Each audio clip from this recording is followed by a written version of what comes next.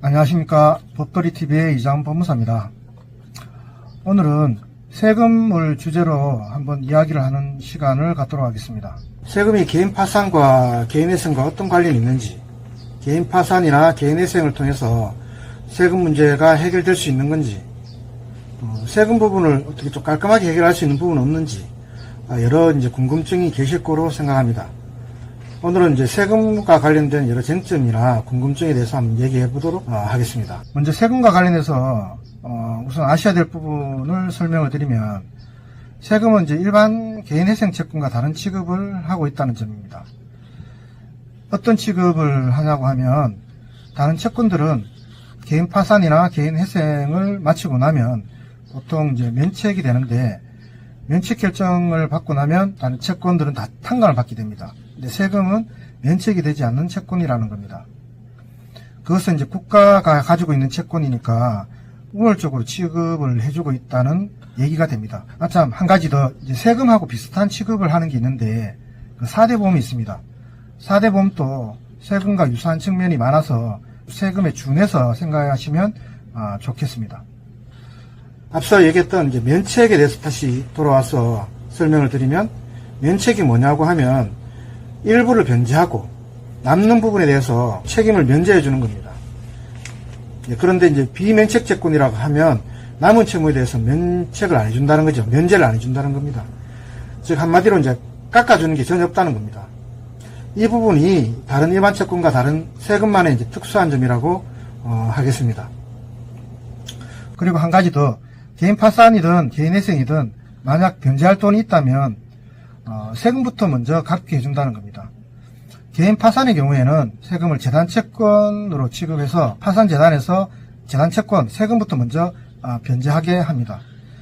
개인회생의 경우에도 우선권 있는 개인회생 채권으로 취급을 해서 개인회생 채권보다 먼저 변제하게 해줍니다. 이 두 가지, 그러니까 비면책이다, 비면책이라서 깎아주는 게 없다, 전혀 없다. 다른 채권보다 세금부터 먼저 갚게 한다. 이런 두 가지 점이 세금의 특수한, 일반 채권과 다른 특수한 점이다 꼽을 수 있습니다. 이어서 설명드릴 부분에서 이해를 위해서 이 두 가지 특별하게 다른 점에 대해서 설명을 한번 드렸습니다. 세금 문제 개인회생으로 처리할 수 있나? 이 주제로 지금 말씀드리고 있고, 지금 비면책 채권, 면책이 되지 않은 채권이다, 세금은. 그리고 우선권 있는 개인회생으로 취급을 하고 있다. 이 부분에 대해서까지 말씀을 드렸습니다. 그렇다면 개인회생에서 세금을 어떻게 취급할 거냐. 일단 개인 파산 부분은 다음 기회에 설명드리기로 하고, 오늘은 개인회생의 주안을 두고 설명을 드리겠습니다. 아까도 말씀드렸지만 개인회생에서 세금은 우선권 있는 개인회생 채권으로 취급을 하고 있어서 먼저 세금부터 변제해 들어간다고 말씀드렸습니다. 예를 들어서 세금이 1000만원이고 매월 변제금이 100만원이라고 하면 첫째 달부터 세금을 100만원씩 변제해서 10개월 동안 세금부터 먼저 변제해 나가는 겁니다. 문제는 여기서 출발합니다. 세금이 소액일 경우, 예를 들어서 변제금이 매월 100만원 36개월간 변제하기로 되어 있는데, 세금이 300만원일 경우에는 간단합니다. 첫 달부터 셋째 달까지는 세금만 변제합니다. 네 번째 달부터 36개월까지 일반 채권을 변제하면 됩니다. 이런 식으로 취급을 하는 거죠. 소액일 경우에는 간단한 겁니다. 그런데 고액일 경우에 세금이 예를 들어서 3,500만원이다. 아니면 1억 원이다. 이럴 경우에는 어떻게 할 거냐는 겁니다. 변제금 100만원을 35개월 동안 세금 갚는데 변제합니다. 3,500만원을. 그리고 나머지 1개월 동안은 일반 채권자들을 위해서 일반 채권을 갚는데 사용한다. 또 세금 1억일 경우에 36개월 동안 변제금을 100만원씩 변제를 해도 세금조차 다 못 갚는 결과가 발생합니다. 이런 경우에들은 어떻게 할 거냐는 겁니다. 그러니까 일반적으로 개인회생을 취급하는 대부분의 사무실에서는 이런 경우 개인회생은 안 된다고 단호히 말합니다. 그 이유를 설명을 드리겠습니다.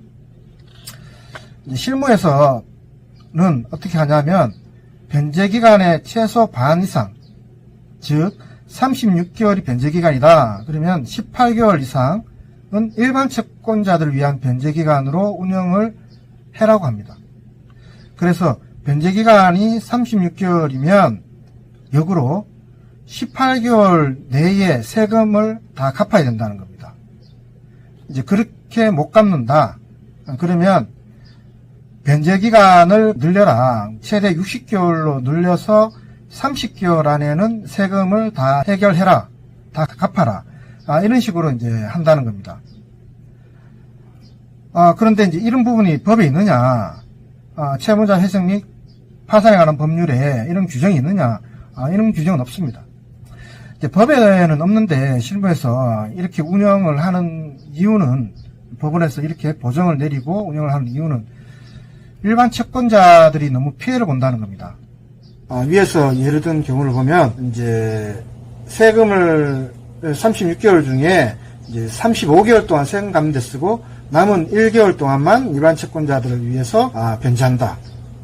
일반 채권자들의 너무 피해가 가는 거 아니냐는 겁니다.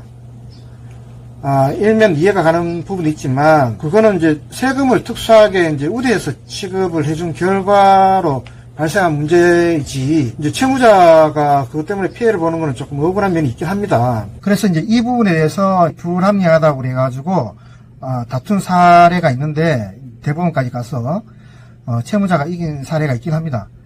그런데 이제 실무에서는 아직까지 위와 같이 지금 운영을 하고 있는 이제 실정입니다. 그래서 이제 현실을 무시할 수는 없는 사안이고요. 이제 그러면 결과적으로 그 고액일 경우 어떻게 해결하느냐 이 부분에 대해서 이제 말씀드릴 건데 아까 말씀드렸던 이제 소액일 경우 이제 간단하게 처리될 수가 있습니다. 근데 고액일 경우가 조금 문제가 되는데 그래서 어떻게 해결되느냐 이거에 대해서 한번 보면 결과적으로 세금이 고액일 경우 해결 방안으로 첫 번째 처음에 했던 이제 세금을 포함시켜서 위 실무에 맞춰가지고 변제기간의 반 이상을 일반 채권자들을 위한 변제기간으로 변제계획안을 만드는 방법이 제일 정형적인 방법이 있습니다. 이렇게 해결할 수가 있고 두 번째는 체납기관의 담당자와 상의를 해볼 수가 있습니다. 그러니까 납부 유예를 포함해가지고 납부 방안에 대해서 별도로 이제 협의를 해볼 수가 있습니다. 실제로 저희 사무실에서도 그렇게 했고 체납기관의 담당자와 하면 협의를 볼 여지가 있습니다. 그래서 별도의 방안을 도출해 볼 수가 있고 그거는 개인 회생과 별도로 처리를 하는 겁니다. 그렇게 해볼 수가 있고 그 다음에 마지막 세 번째로는 소멸시효 제도를 이용하는 겁니다.